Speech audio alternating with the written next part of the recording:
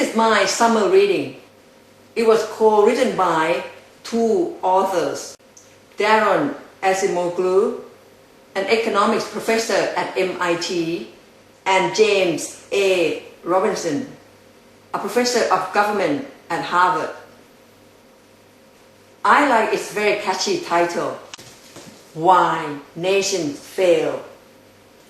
Indeed, I'm always curious why some countries are so wealthy and organized, and why some countries just immersed in poverty and civil wars. According to this book, the answer can be found in political and economic institutions.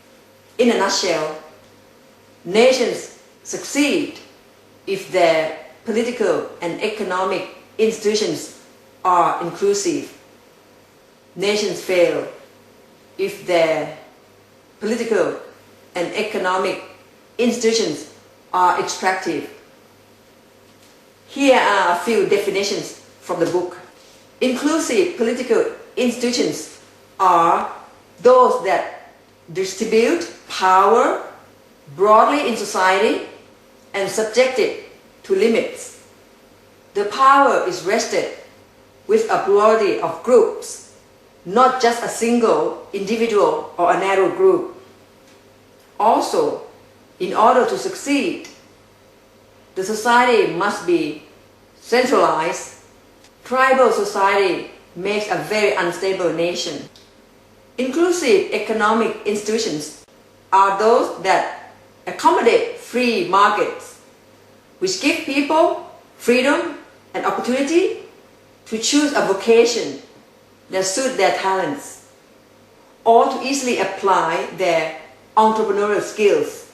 Inclusive economic institutions beget two engines of prosperity, technology and education, which will support the process of innovation. Extractive political institutions concentrate power in the hands of a narrow group and place very few limits on the exercise of this power. Extractive economic institutions are structured to extract resources from the many by the few and fail to protect property rights or provide incentive for economic activity. Inclusive political and inclusive economic institutions feed on each other. Likewise, extractive political and extractive economic institutions. Economic institutions are the rules influencing how the economy works and the incentive to motivate people. Politics is the process by which a society chooses the rules that will govern it. Choosing inclusive political institutions, inclusive economic institutions will follow. Choosing extractive political institutions, extractive economic institutions will follow.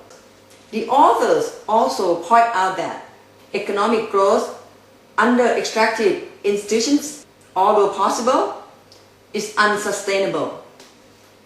And they use political and economic model of Bolshevik Russia and today China as examples. The authors categorize the institutions in the US and South Korea as inclusive, and those of North Korea and colonial Latin America as extractive. Personally, I agree with the latter, but I'm not convinced that the institutions of the US and South Korea are totally inclusive. Relatively speaking, they are probably more inclusive than those in many other countries. But I think when it comes to inclusiveness, most countries are probably either in between or still in transitions. Another interesting term is critical juncture. It is a major event or confluence of factors disrupting the existing economic or political balance in society. The Black Death, which killed half of the European population during the 14th century is a very good example. The massive shortage of labor shook the foundations of the European feudal order. It encouraged peasants to demand that things change. The attempt by the English state to stop the changes didn't work. In 1381, the peasants' revolt broke out. Though they were defeated, there were no more attempts to enforce the statute of labours. So, feudal labour services in England subsided. Eventually, inclusive labour markets began to emerge. But in Eastern Europe, laws were better organized. They had more rights and consolidated land holdings. Towns were weaker and smaller, peasants less organized, and so the lords gained even more power after the plague. A critical juncture is a double-edged sword that can cause a sharp turn in nations' directions. On the one hand, it can open the way for breaking the cycle of extractive institutions and enable more inclusive ones to emerge, as in England.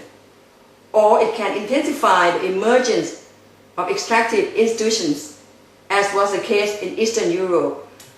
I enjoy reading this book because the authors use a lot of historical case studies to support their theory, such as the French Revolution, glorious revolution in England, industrial revolution in Europe, colonial Latin America, kingdom of Congo, political history of Botswana, the differences between North and South Korea, a great leap forward, and cultural revolution in China, Bolshevik Russia, ancient Venice, and so on.